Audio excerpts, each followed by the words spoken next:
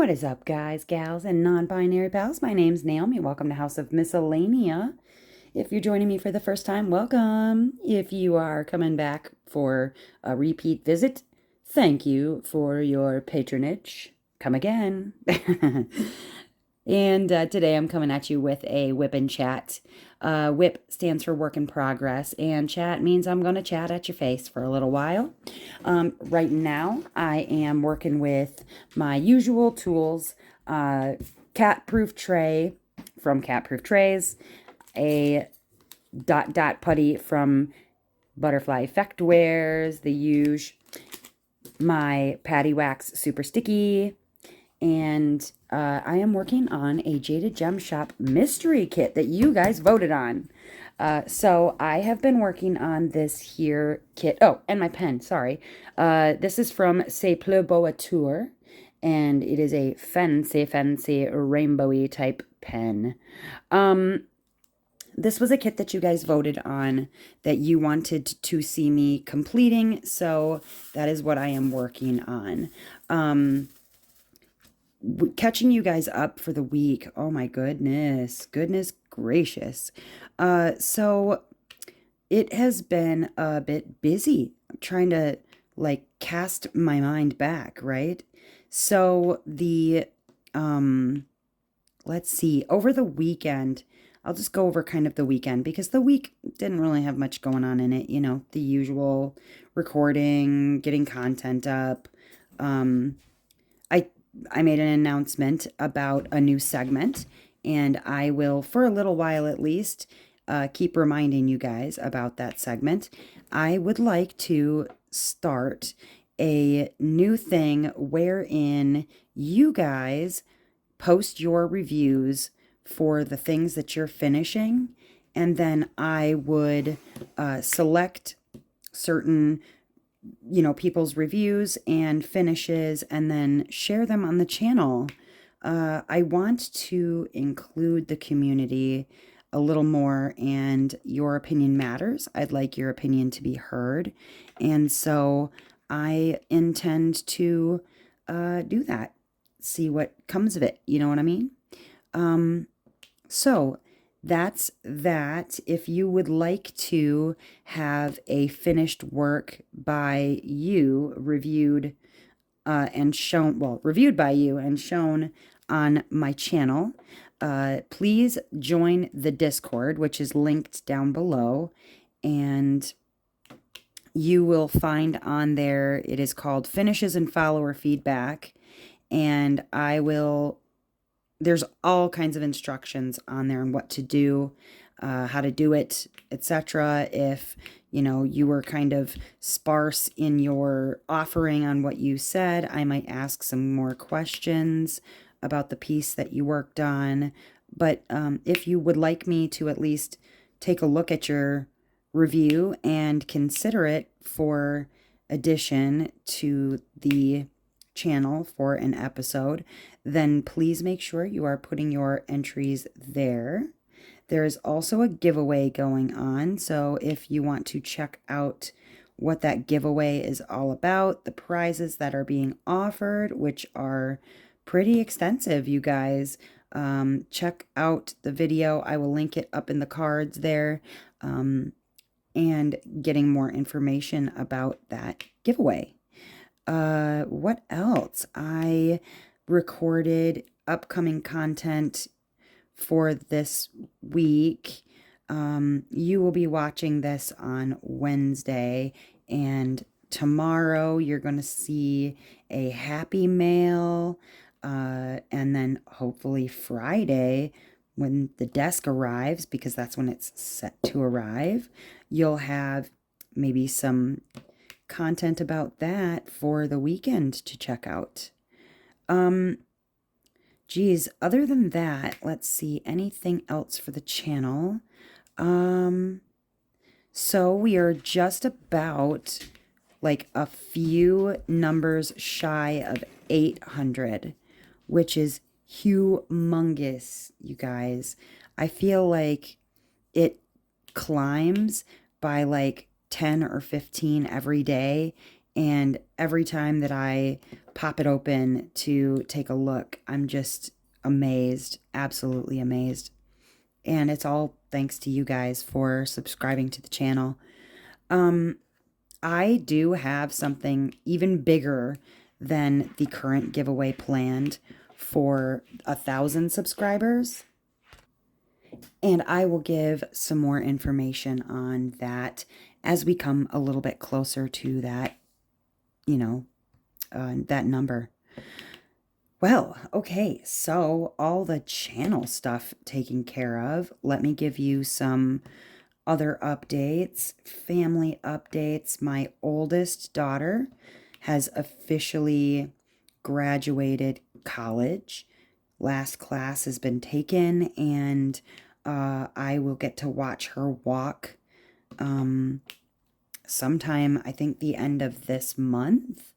And then my son also graduated, but he graduated high school this week, and I get to watch him. By the time that you are watching this, I may be watching him. They have this special ceremony at the school that he goes to where they get to ring a bell, and they still get to do like the walk across the stage and get their diploma and that sort of stuff. But that's in the summer. He actually gets to be done with school a little bit early. He's already turned in his laptop, and he's got a cap and gown. I mean, it's like officially official, y'all. I mean, I cannot tell you how proud I am. Part of that is a little bit about what I'm going to talk about, and I will get into that and why it's such a big deal. Because that's part of kind of what I wanted to talk about for the like mental health portion, sort of. But I'll get into it. You'll understand more when yeah.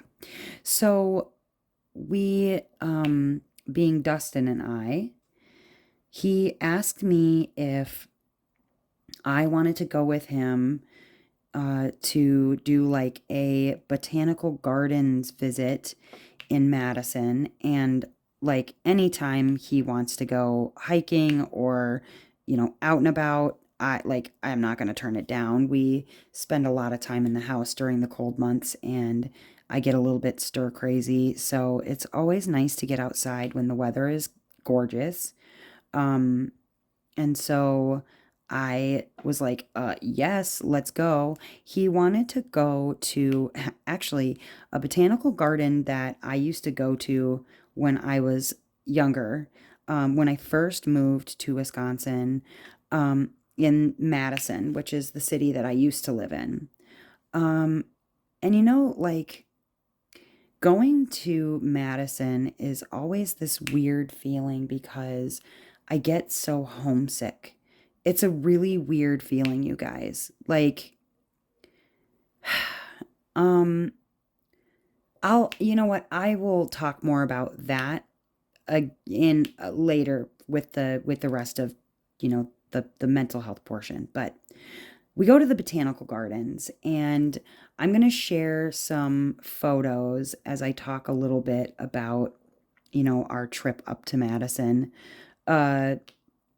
So the botanical gardens, unfortunately, the interior, they have like an interior part, like greenhouse sort of deal, that's closed for, I don't know, refurbishing, or maybe, they've got stuff I don't know why they had it closed, but it was closed, which he was bummed about. He said, oh, well, this gives us an excuse to come back up. I said, okay, sounds good to me, whatever.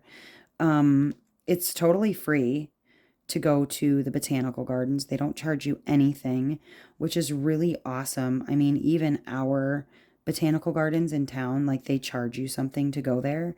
It's not free. But theirs in Madison is totally free. It's huge.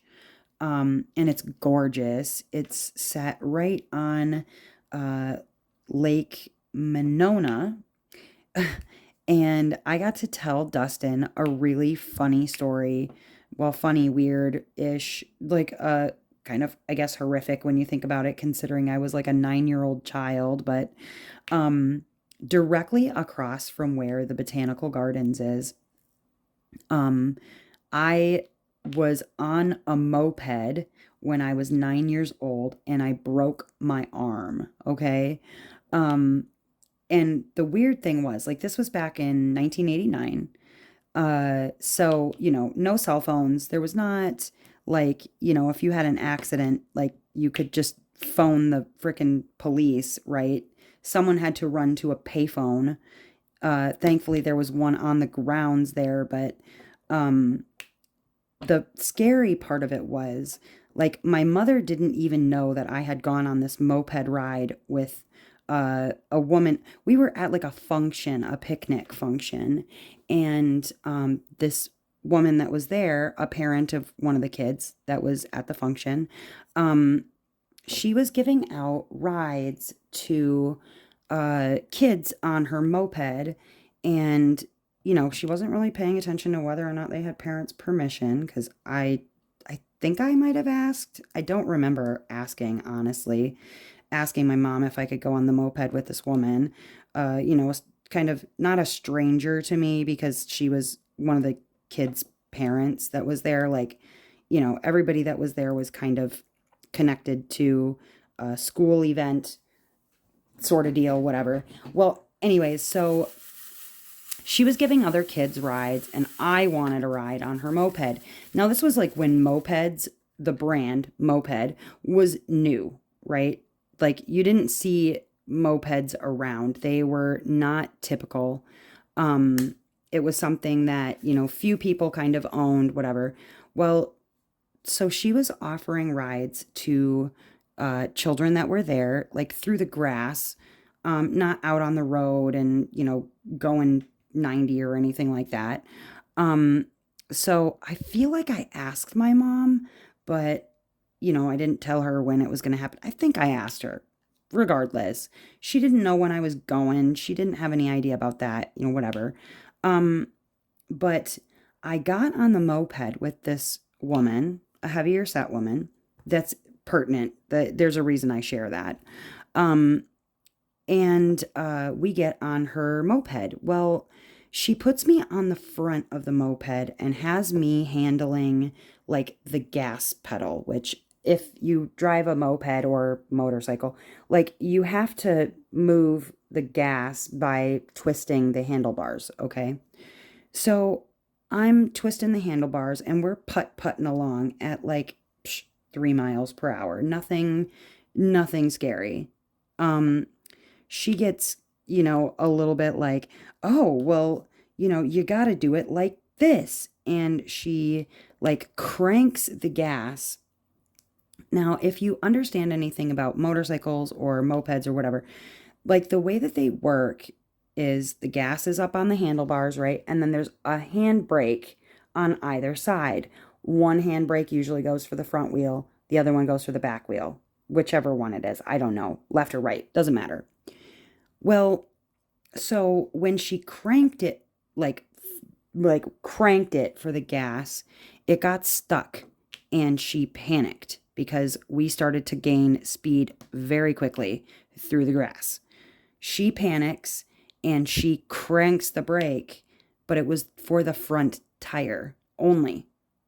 Now, she could have, because all mopeds have the same function. I know because I've ridden mopeds before, Vespas, whatever. They have a special feature where the front, like, in front of you, there's like the panel where the handlebar goes, right? And right there is, boop, an engine cut button. Meaning, if you hit the engine cut button, it essentially just shuts the bike off, right? Or the moped or the whatever. It shuts it off. So it stops, even it won't gas anymore because it shuts it down. But she panicked, right? And she cranks the front brake. Well, if you've ever done that on a bicycle before, at high speed, you will know that if you crank the front brake only, you run the risk of flipping the bike forward because it stops the front wheel and then the whole rest of the bike. So this is the wheel, and you hit the front brake, it will flip the bike over this way, which is what happened. I go careening through the air. I land in the grass on my back. I remember all of this. Now, trigger warning, I'm going to talk a little bit about like a broken arm, but not in detail, like not really in gory detail or anything. I flip over, I land in the grass, boom. And you know that feeling when you like land hard on your back and it feels like the wind has been knocked out of you and you can't like, you're like, you can't breathe. You feel like you're going to die. Like literally you can't catch a breath. You can't even like suck air into your lungs because you've like flattened them. Well, I'm experiencing this for a second as she then, I'm like on the grass, right? And then she lands on the top half of me. Now, I was 9 and probably 60 pounds soaking wet because I'm a little person, not like I'm not a little person, but I'm a small person. And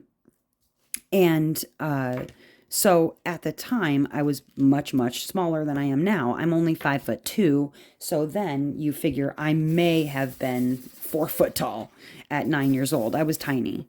And because she was a bigger lady, one, I was knocked unconscious, and two, the way she landed, her like knee came down on my arm and just broke it. Okay. Now, all that my mom and my stepdad, who was also there at the time, all that they know is that there has been an accident. Okay. There's been an accident in the grass. They know it was a moped. They know that there's, oh my God, there was a kid on that moped. That's all they know. They don't realize that it's me. Now, meanwhile, I have woken from like essentially being concussed out. I wake up and I remember, now, if this is not the most like hippie 1980s thing ever, I remember waking up to this man and he had a Birkenstock and he was attempting to set my broken arm. Okay. So like, first of all, this hippie dude is using a Birkenstock to set my broken arm, or trying to. My parents don't know that I am now laying in the grass, like with a broken arm. Meanwhile, the woman who like landed on me, she is starting to get up. She did not suffer any major injuries. So she's like trying to get up and like take care of the situation, you know, like do whatever whatever she's doing. My parents, my mom comes running over to the accident. My then stepfather is running to a payphone. He doesn't come over to see what's happening because he's running for 911, right? He's going to go call 911. So my mom gets to the scene and hears me now because this man is attempting to set my broken arm. It has caused immense pain and I am unconscious again. Like I pass out from the pain. And my mom starts flipping out because now here's her child laying in the grass, unconscious, broken arm, like she's freaking. My stepdad is calling an ambulance for a child. He's not sure who it is, but it's me. And my mom is proceeding to, now she's told me this later. Obviously, I was unconscious. I don't remember this part, but my mom is like literally cussing this lady out for taking me on the moped, not telling her that she was taking me on the moped, like just flipping out. So I remember like waking up in the ambulance once, and they were like actually setting my arm. And I remember looking down at my arm and seeing it like all funky and passing out again. Like essentially, like I looked at it, I went like, oh, and passed out. We get to the hospital, you know, they set my arm in surgery, but this is where we learned something else. My father is one of those weirdos that wakes up during general anesthetic. So am I, apparently, because I woke up in surgery for my arm, and I started, I guess I was like swinging on the doctors. I was freaking out, um, just losing it, whatever. And they had to give me, I don't know, something essentially to like not put me like anesthetic to sleep, but like, like wackadoo shot to sleep. I remember that. I remember waking up later and my arm was just like pounding with pain because it had swelled inside the plaster cast, because back then they did plaster casts, and they had to come in with like a sawzall and saw it open to relieve pressure. Like, it was a whole thing. So, mind you, here we are at the Botanical Gardens, and I am like reliving this experience from my traumatic experience from my childhood. And Dustin, I had already told him this story, so I'm like pointing out like, oh yeah, and right over there, that's where I got into that accident. So that was interesting, just to like, it was a weird feeling of homesickness, but like this like bad experience wrapped up with it. And yet it didn't cloud that I love the city, and I miss it terribly. And so yeah, spending time in the botanical gardens was absolutely gorgeous. um I think it ramped up Dustin's like kind of obsession with plants that he's had going on lately. uh so that's fun.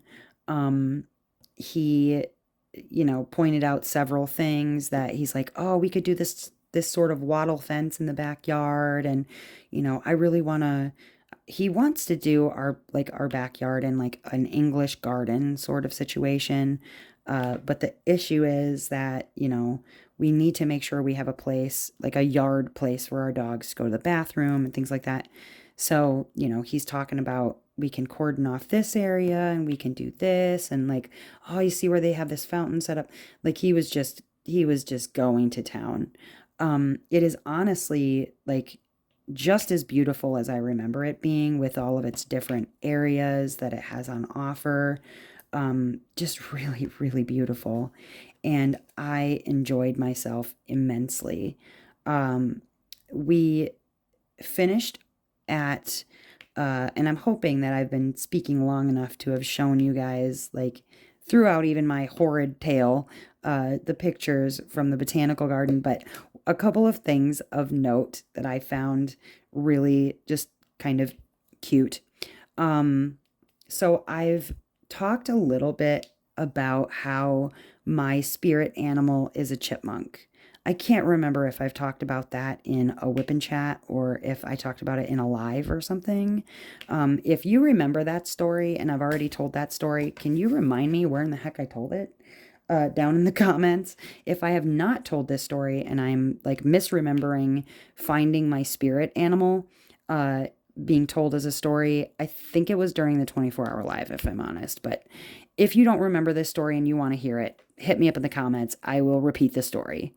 But while we were at the botanical gardens, there were a couple of like sets of animals that I just found highly amusing. One was this frickin' squirrel just digging for nuts in the leaves, just hanging out. I mean, the squirrel could not have been more than 3 feet away from me when I took the picture. So what you're seeing is like, I'm pretty much in its backyard, right? Like, checking him out. But he did not budge, had 0 F's given. Like, he's like, I don't worry about you, human. Whatever. You do you. And then multiple times we kept seeing these pairs of doves. Those doves also 0 F's given. I was within probably 2 feet of the mourning doves, although I kept like kind of following them with my camera, like waddling, like, wait, I'm your friend, come back, I want to be your friend. They didn't wait. they didn't wait for me. But they were just really, really cute. And I've always loved mourning doves. I don't know what it is. I don't know if it's just the fact that they're like a type of pigeon or in the family. Well, pigeons are kind of in dove family rather than doves being in pigeon family, or the other way around. One of the two. They're from the same family or genus, something like that. But I loved seeing these freaking mourning doves just like chilling in the most serene setting, ever. And then you get out to these outer areas where there's a canal from the lake, and there's these little like really low to the ground electric fences to keep out the beavers. And I was like, yep, gotta keep them squirrels and them doves happy, but you better keep up them beavers. So I just found that highly amusing. That said, after we went to the botanical gardens, Dustin wanted to go to a couple of different greenhouses that he's familiar with. One is like in the not downtown. It's sort of downtown. It's down by the Capitol anyways, in like the Willie Street area, which is a very like granola hippie, like just very, very, very patchouli wearing hippie bike riding we hate cars sort of neighborhood. So we went down there to one of his favorite plant shops, and he picked up a few succulents there and a couple new ones that he did not have. I picked up a succulent myself called fairy castles, which are really, really cool. I will, not this time, but another time, I will share with you guys like his ever growing succulent collection, because it has definitely grown. If you check out the live from yesterday for you on Tuesday, you will see I show at one point one of his succulents that has like a flower on it that I think looks kind of like a butthole, not gonna lie. But yeah, so we we got some more succulents from there. We go to another garden center. We picked up, he picked up a couple more there.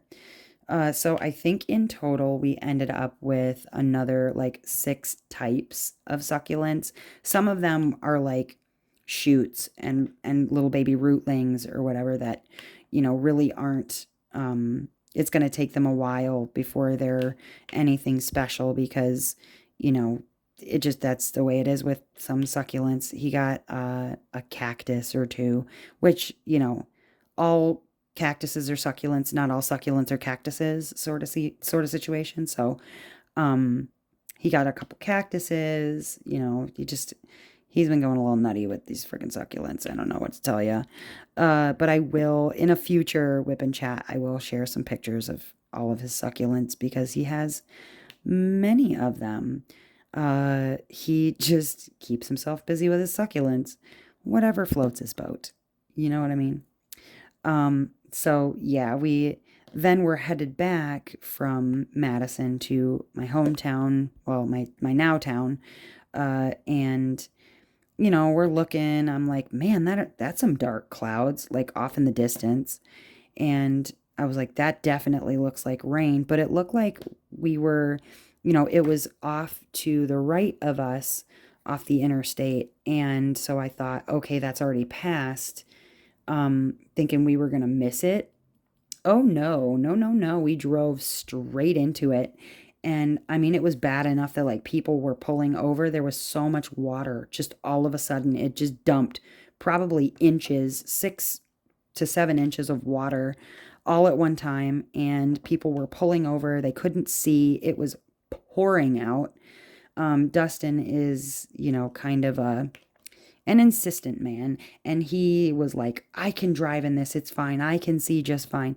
So he of course kept going, but all these other people are pulling over. It's like sketchy.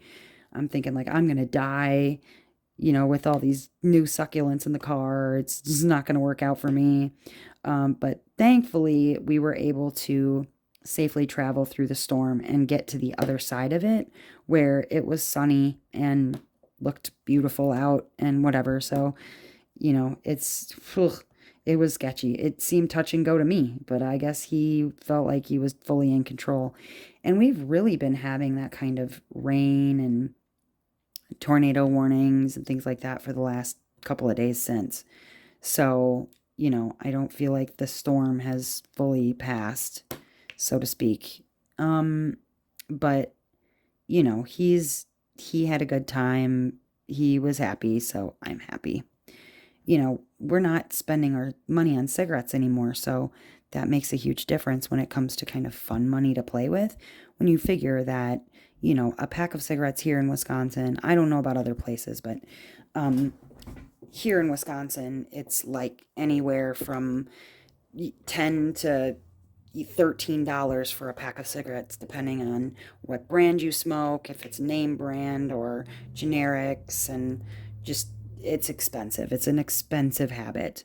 And so,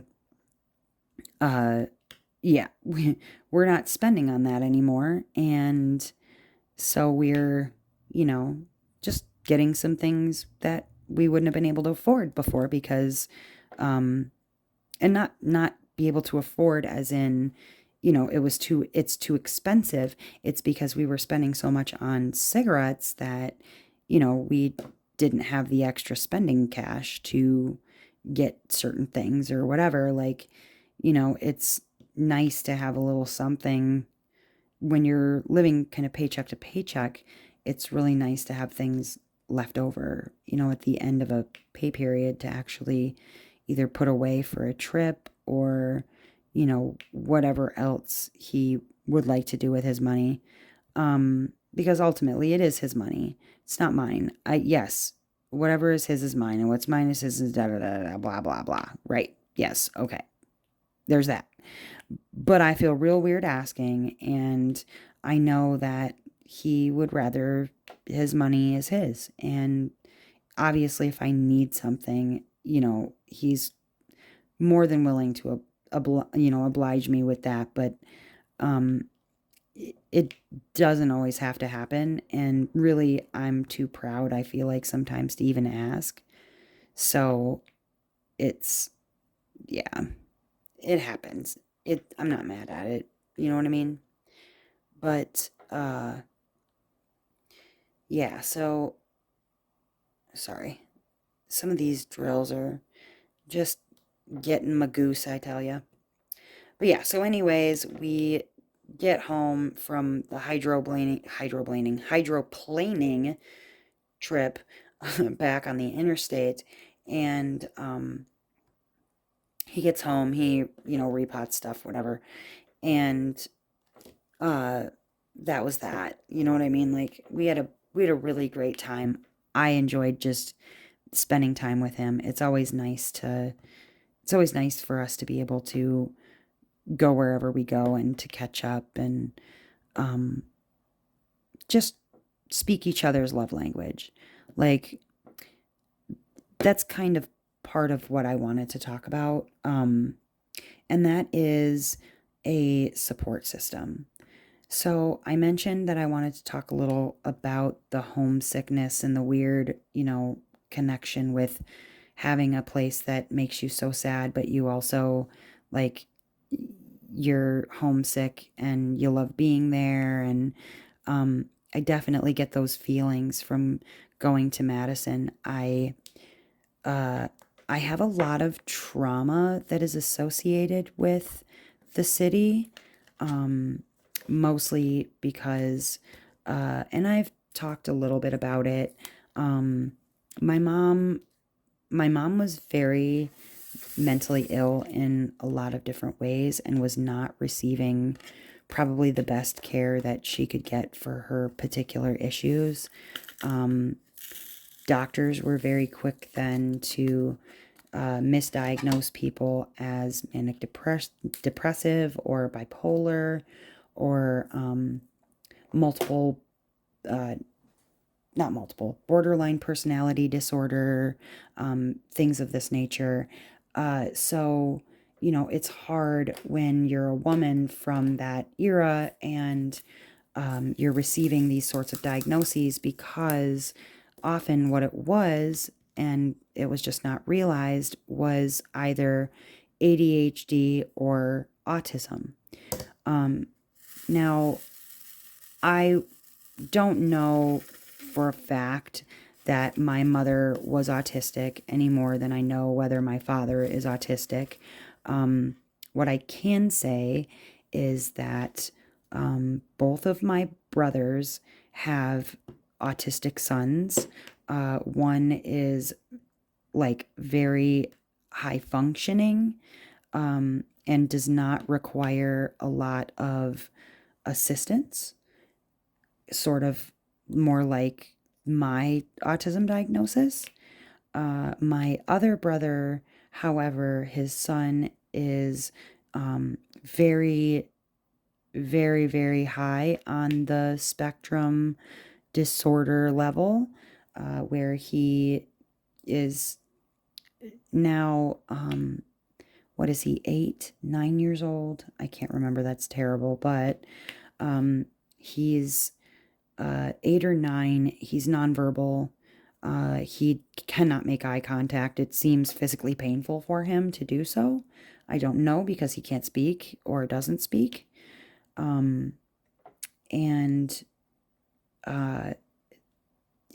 there's a lot of stims involved. They, you know, like slamming doors and turning light switches on and off and literally bouncing off of one wall and to another. He has a lot of stims that he needs to perform. And it's debilitating for him. He requires a lot more assistance than my oldest brother, not my older brother's son, does. And so I have an autism diagnosis. My kids have autism diagnoses. So it's not a stretch of the imagination to think that one or both of my parents are probably autistic as well. I don't, I mean, it is what it is. I say live with, like it's really that oh my gosh, debilitating. I can language tonight, you guys. Debilitating for me. Like I said, don't need a lot of assistance, and my one kid needs more than my other as far as assistance goes, for, you know, IEPs and special learning environment and whatnot. So it would definitely not be a stretch to think that my mother was also autistic and just not diagnosed properly. That said, part of her continued issues, though, were that she had a diagnosis as well for borderline personality disorder.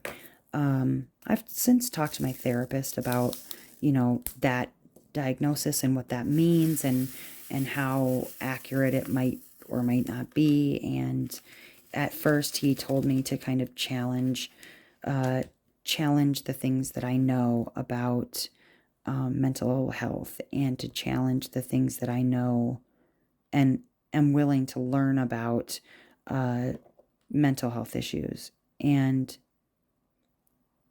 I mean, like if it were up to me, you know,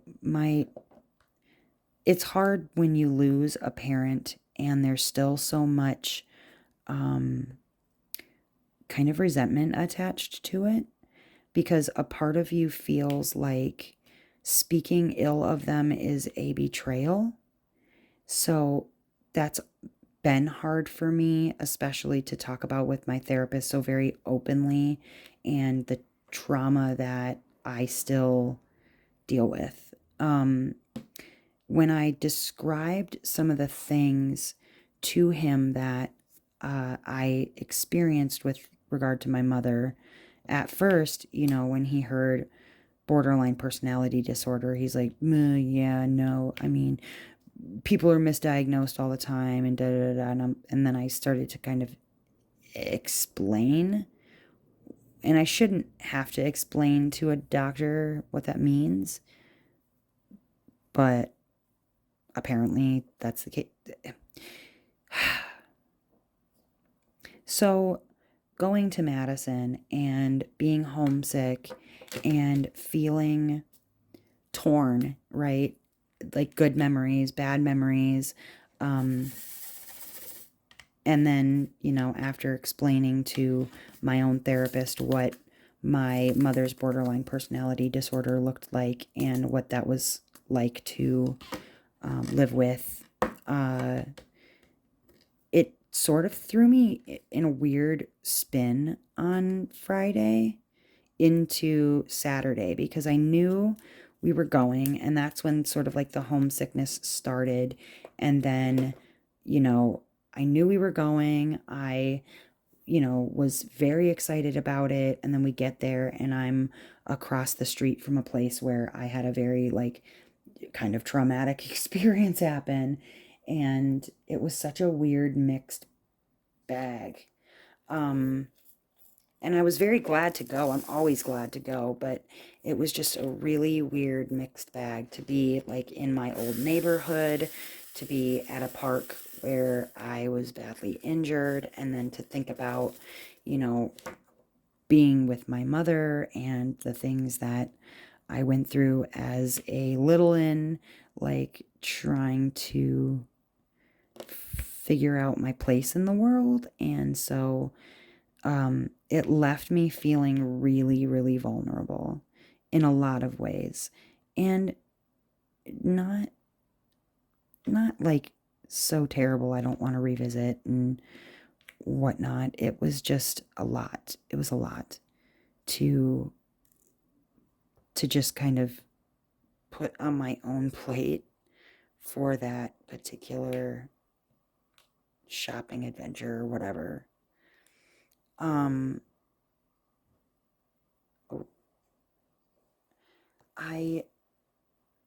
I want to be transparent enough so that I can tell you guys about my experiences while also respecting that my mom's no longer here on the earth to defend herself against anything I may or may not say.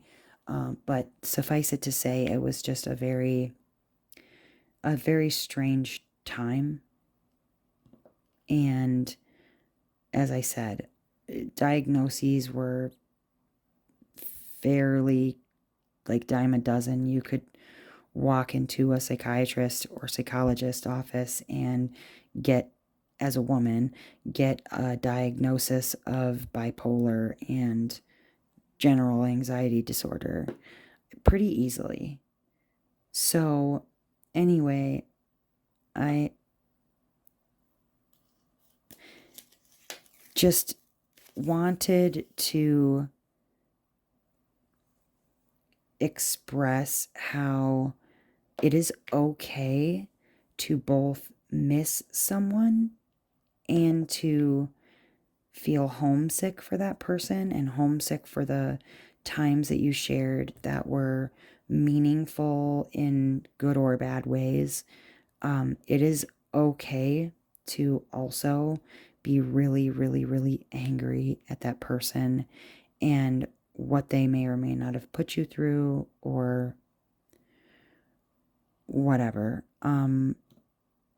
So with that kind of disclaimer out of the way, I have had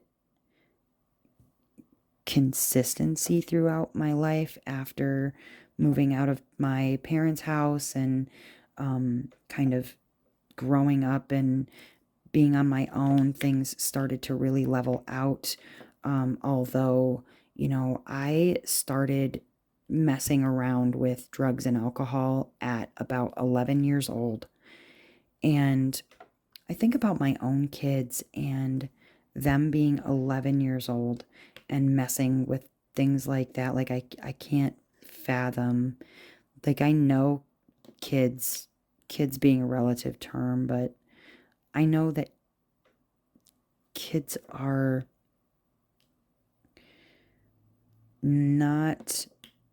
everybody's bag. And I think that my mom probably would have been better off to not have 4 of us. And I feel like she did the best that she could with the tools that she had, right? So all of that really kind of heavy stuff weighing on my mind and going into a place that felt like home but was also a place where I experienced a lot of trauma was really just, it was a weird introspective kind of thing. When my parents married, my dad was just joined the military. My mom was just about to graduate high school. Now, I don't know if, my mom tells one story about why she quit high school, and there's, her story, and then obviously my dad's story, and then the truth somewhere in the middle, right? Well, so she left high school to marry my dad. For whatever reason, she decided to do that, and then had my brother, like my oldest brother, like a year later. The relationship with my mom, as bad as it could be sometimes, was also really awesome, and my mom was my best friend, and so I knew a lot more than probably a kid should be told by their parent. Well, when I had started to kind of find my own way in the world, I moved out of my parents, my mom and my stepdad's, from her third marriage.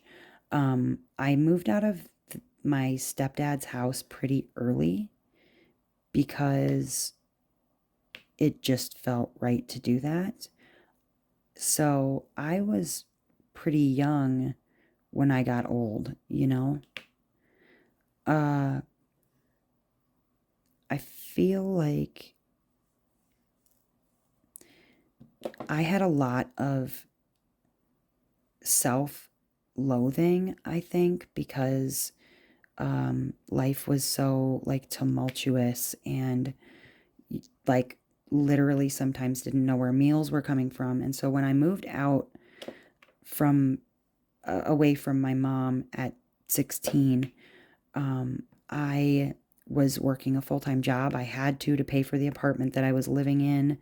I was doing full-time school, full-time work, full-time everything. And at first, I was not willing to put in the work to better myself as a teenager, so I stopped going to school because I just didn't think it was as important as paying bills, right? Well, that kind of caught up with me and bit me in the butt later in life when, the only thing you're qualified to do as a high school dropout is to work at, a fast food chain back then. Like, there weren't opportunities that I could have followed. And so I just sort of convinced myself that it was just never going to happen. I could never pass the test, whatever the case may be. But what I am very grateful for is that at a young-ish age, I was like 28 going into 29, I decided to attend a community college and was able to earn my diploma like through there if they went and like studied or whatever. I was lucky to have Dustin because he, when we got together, pushed me to go back to school. I was 28 years old when I went to this college to go and get my general equivalency diploma. And then when I went and took the tests, I overthought it like I overthink everything. And I went and I bought this massive booklet to study and to make sure that I knew the answers. And, I didn't even need that booklet. I passed with flying colors. And all of that time I had convinced myself that I was just stupid, that I was ignorant, that I didn't know better, that, whatever. And then I'm trying to remember. Our youngest was 2 years old, I believe. I think our youngest was 2 when I went and took those tests. And after convincing myself and convincing myself and convincing myself that I was just, like I'm going to fail it, I'm dumb, I didn't drop out because I was not understanding the work, or because I was, bad at math or something. I dropped out because I wanted to work. I wanted to make sure I could pay for my apartment so that I didn't have to move back home, because it was not a great situation there, right? So I just convinced myself, like, you made the stupidest choice. You made your bed, you got to lie in it. And Dustin was the first person, even outside of my like crap marriage that I ended up getting myself into, that I was worth it, that I was worth going in to find out whether or not I was good enough. Good enough. I put that in quotes. And afterward, I felt so dumb for not going sooner. And, I also feel like I ended up behind so many years of where I could be, because I could have gone back to gone to college. I could have started my career a little sooner, and like all of the things. But just like that, I end up feeling so much better about myself. I would encourage anybody who has been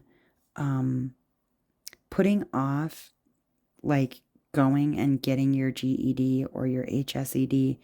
I would just highly recommend to you, just for your own peace of mind, your self-worth, all those things, like going and just take the test and see where you're at. See if you need help. See if you are working the steps right, or that you're doing all the things that you should do. I feel like anybody should and can go back, and you should not let the resentments and the traumas and the hurts of your past dictate what your whole future is going to look like because of it.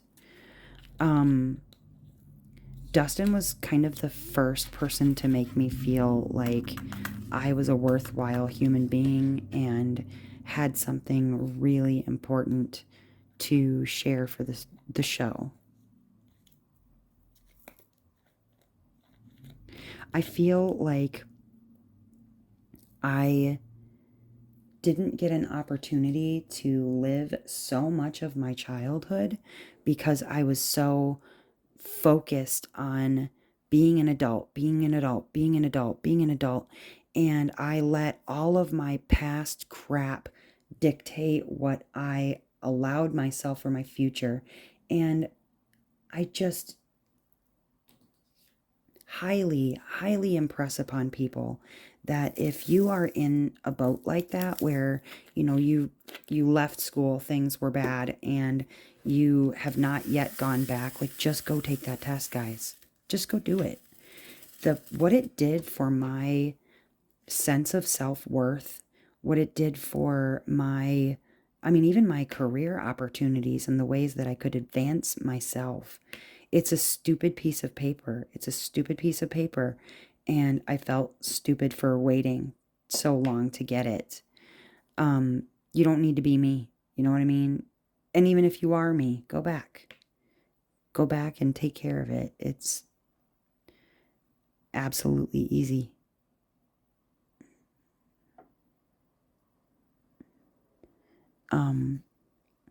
I do know that the hardest part about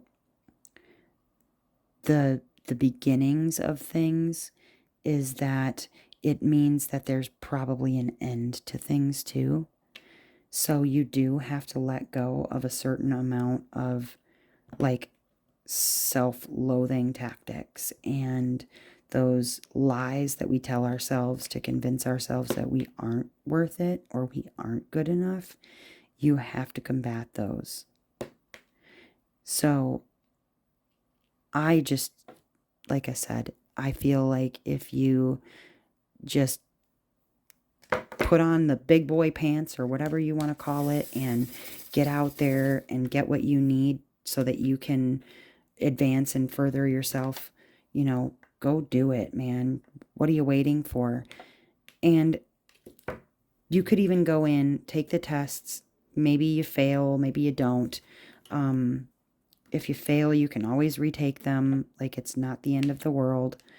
But, just find yourself brave and accepting the help from others who just freely offer it.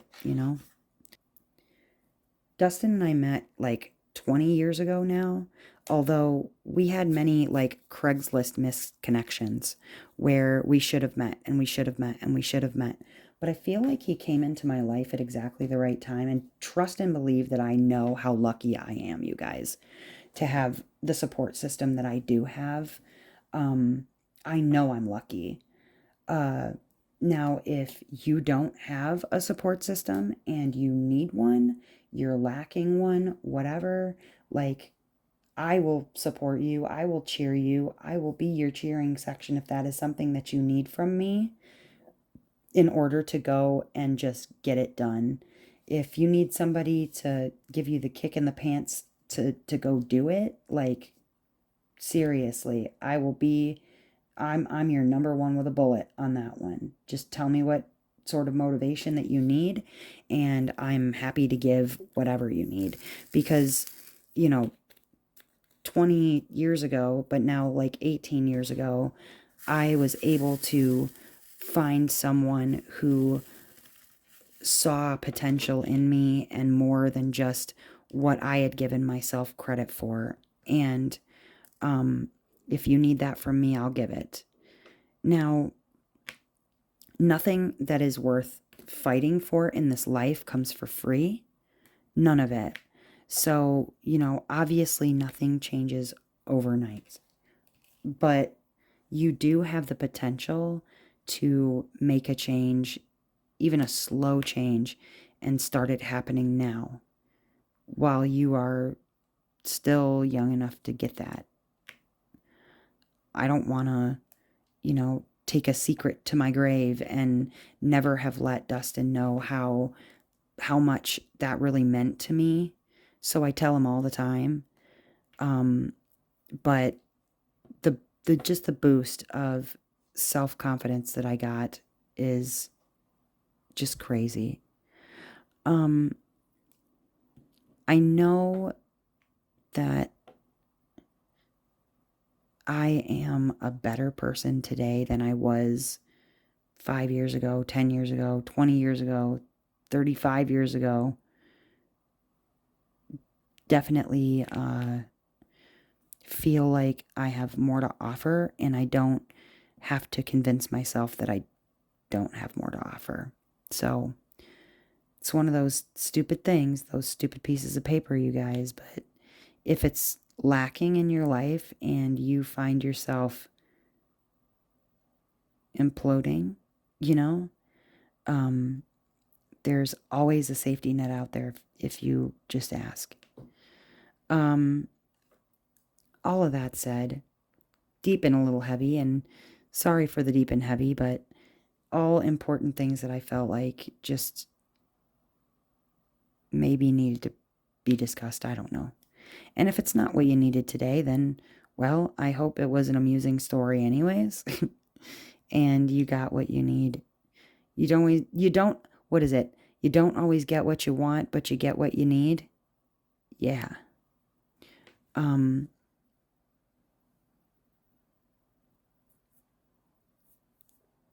There's been a lot of pauses, and I'm just thinking. have a lot on my mind. Like I said, it's been a weird kind of week, what have you. And I don't mean to be so pensive and a little strange, but it's always going to be strange when you come face to face with some things that, you hadn't thought about in a lot of years, hadn't had to think about in a lot of years. And I I do like I said, I count myself lucky, but I've put the work in too. And I feel like the putting the work in part is really, really important. So you feel like it wasn't something that was just handed to you. It was something that you earned for yourself. But if you ever need the encouragement to try, I would be happy. I would be happy to throw you some encouraging words. And as I said, if you ever really need an inclusive group of people who makes you feel validated and wanted, like, seriously, come on over to our Discord channel, because there's a lot of just good conversation happening there. And we if somebody asks you how are you, they really want to know. It's not just lip service, That said, don't allow your past to envelop you in sadness. Just as I, kind of slapped myself in the face with all the thoughts about trauma and things like that, I also was able to find a joy in where I went and what I did, and I felt like the journey into that psyche, into that place, was really honestly worth it, to be able to, visit some of those thoughts and those feelings, and just to pick them apart and see how they tick. So anyways, heavy stuff, heavy stuff. Tell me about some books or even TV shows that you're watching down in the comments that kind of restores your faith in humankind. What do you turn to when you're feeling kind of like, ugh, humankind is gross and ugly, and I want to see something, good happen to people because they're good people or whatever. Tell me some of your favorite stories to watch or to listen to or to read where it restores your faith in humanity. Sorry if this whip and chat was kind of all over the map as far as, where I ended up, and I sort of moseyed like I did through that botanical gardens, just sort of all over. But let me know if again, if there's anything that I can do for you. But as ever, you guys, I thank you for sticking around. If you would like to hear more about mental health or learn more about any diamond painting content, please go ahead and subscribe to the channel. I'd like to think you won't be sorry. Otherwise, come join us in the Discord for a good time. That's just a good time anyways. And as ever, you guys, I hope that wherever you are in this great, big, beautiful world, that you are having a wonderful morning, evening, or afternoon, wherever you are.